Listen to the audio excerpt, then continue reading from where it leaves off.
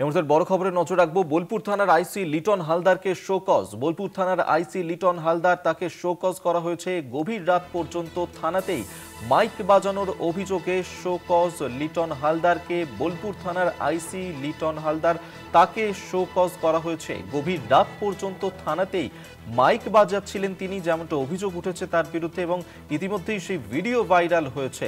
আর থানায় কেন চলল মাইক, প্রশ্ন পুলিশ সুপারের। মাইক বাজানোর ভিডিও ইতিমধ্যেই ভাইরাল, আর যার ইতিমধ্যেই নিন্দার ঝড় তুলেছে সমাজ মাধ্যমে। সেই ভাইরাল ভিডিও আপনাদের সামনে আমরা রাখছি, আপনাদেরকে জানাবো, যেখানে বোলপুর থানার আইসি লিটন হালদার তাকে শোকজ করা হয়েছে।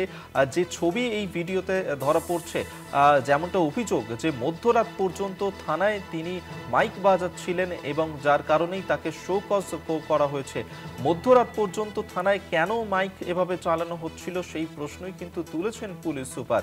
মনা বীরবংশী আমাদের সঙ্গে টেলিফোনে রয়েছেন প্রতিনিধি, আরো বিস্তারিত জানাবেন। মনা, ঠিক কি ঘটনা ঘটেছিল, কেন শোকজ করা হলো বোলপুর থানার আইসিকে?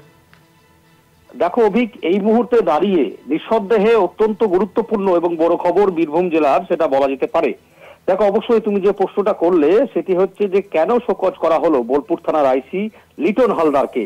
দেখো, যেটা আমরা জানতে পারছি যে গত মঙ্গলবার কালী পুজো উপলক্ষে বোলপুর থানায় গভীর রাত পর্যন্ত আমরা দেখেছি যে হিন্দি গান বাজিয়ে কার্যত শব্দ দূষণের একটা অভিযোগ এসেছিল, এবং সেই ঘটনাকে কেন্দ্র করে রীতিমতো স্থানীয় অর্থাৎ বোলপুর থানা সংলগ্ন যে সমস্ত অঞ্চলের মানুষ তারা কিন্তু এটা নিয়ে সরব হয়েছিলেন, এবং এই পুরো ভিডিও সমাজ মাধ্যমে কার্যত কিন্তু ভাইরাল।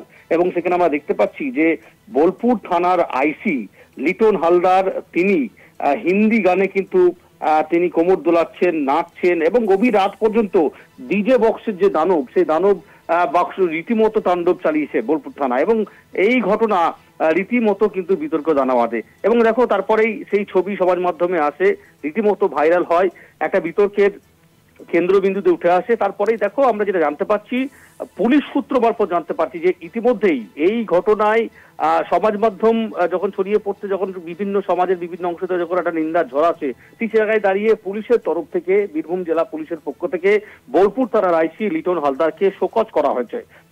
তার কাছে উত্তর চেয়েছে বীরভূম জেলা পুলিশের শীর্ষ কর্তারা। বলেছেন যে ইতিমধ্যেই বিভাগীয় তদন্ত শুরু হয়েছে তার বিরুদ্ধে, যে কেন এ ধরনের ঘটনা ঘটালেন, কারণ এটা একটা সুস্থ সমাজ নয়। কালী পুজো হয়, থানাতে হয়, এটা স্বাভাবিক, অস্বাভাবিক কিছু নয়, আনন্দ মানুষ করে, কিন্তু দীর্ঘ গভীর রাত পর্যন্ত সেই ডিজে বক্স, পুলিশ তো হচ্ছে আইনের রক্ষক, যেখানে পুলিশ ডিজে বক্স ক্লাব বা কোনো সার্বজনীন পুজো বাড়ালে সেখানে গিয়ে অ্যাকশন নেয় পুলিশ।